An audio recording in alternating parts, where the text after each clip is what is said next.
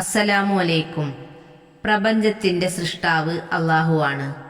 ഭൂമിയും ആകാശവും സൂര്യചന്ദ്ര നക്ഷത്രങ്ങളും മനുഷ്യ ജീവജാലങ്ങളും തുടങ്ങി മുഴുവൻ വസ്തുക്കളും സൃഷ്ടികളിൽ പെടുന്നു. കാലവും സമയവുമെല്ലാം അള്ളാഹു സൃഷ്ടിച്ചതു തന്നെ. ഇവയെല്ലാം തന്റെ സൃഷ്ടി എന്ന നിലക്ക് സമമാണെങ്കിലും ചിലതിനേക്കാൾ സ്ഥാനമഹിമകൾ അള്ളാഹു നൽകിയിട്ടുണ്ട്.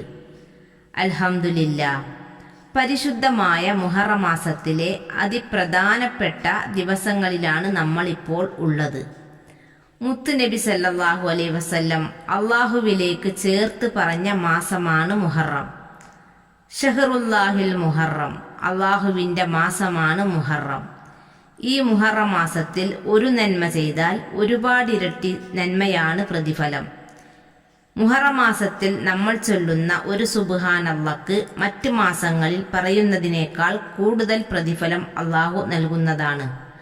അതുപോലെ തന്നെ മുഹറം മാസത്തിൽ ചെയ്യുന്ന ഒരു തെറ്റിന് അള്ളാഹു തആല മറ്റ് മാസങ്ങളിൽ ചെയ്യുന്നതിനേക്കാൾ ശിക്ഷ അള്ളാഹു കൂടുതലാക്കി തരുമെന്നാണ്. അതുകൊണ്ട് നമ്മൾ നന്മകൾ ഒരുപാട് വർദ്ധിപ്പിക്കുക. മുഹറം മാസത്തിൽ സുന്നത്തുകൾ അധികരിപ്പിക്കുക. മുത്തുനബി സല്ലല്ലാഹു അലൈഹി വസല്ലമയുടെ അടുക്കൽ ഒരിക്കൽ ഒരാൾ വന്നു ചോദിച്ചു, പരിശുദ്ധമായ റമദാൻ മാസത്തിന് ശേഷം എനിക്ക് സുന്നത്ത് നോമ്പ് പിടിക്കാൻ ആഗ്രഹമുണ്ട് നബിയേ, ഞാൻ ഏത് മാസം തിരഞ്ഞെടുക്കും? മുത്തുനബി മറുപടി പറഞ്ഞത്, അത് മുഹറം മാസമാണ്. പരിശുദ്ധമായ മുഹറം മാസമാണ് റമദാൻ കഴിഞ്ഞാൽ സുന്നത്ത് നോമ്പ് പിടിക്കാൻ ആഗ്രഹിക്കുന്നവർക്ക് പറ്റിയ മാസം. മുഹറം മാസം അള്ളാഹു തആല ആദം നബിയുടെ തൗബ സ്വീകരിച്ച മാസമാണ്. അതുകൊണ്ട് അള്ളാഹു തആല ജനങ്ങളുടെ തൗബ സ്വീകരിക്കും.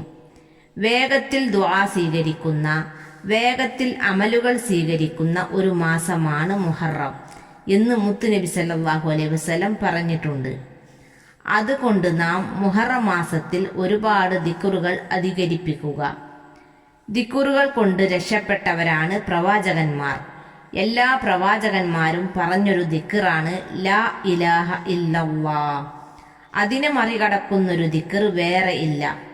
ഈ ഒരു ഹിജറ വർഷം അള്ളാഹു തആല ഖൈറിന്റെയും ബറക്കത്തിന്റെയും സലാമത്തിന്റെയും റാഹത്തിന്റെയും എല്ലാ വിധത്തിലുമുള്ള നിഅമത്തും കിട്ടുന്ന നല്ല ഒരു വർഷമാക്കി അള്ളാഹു നമ്മിൽ നിന്നും സ്വീകരിക്കുമാറാകട്ടെ. ആമീൻ യാ റബ്ബൽ ആലമീൻ.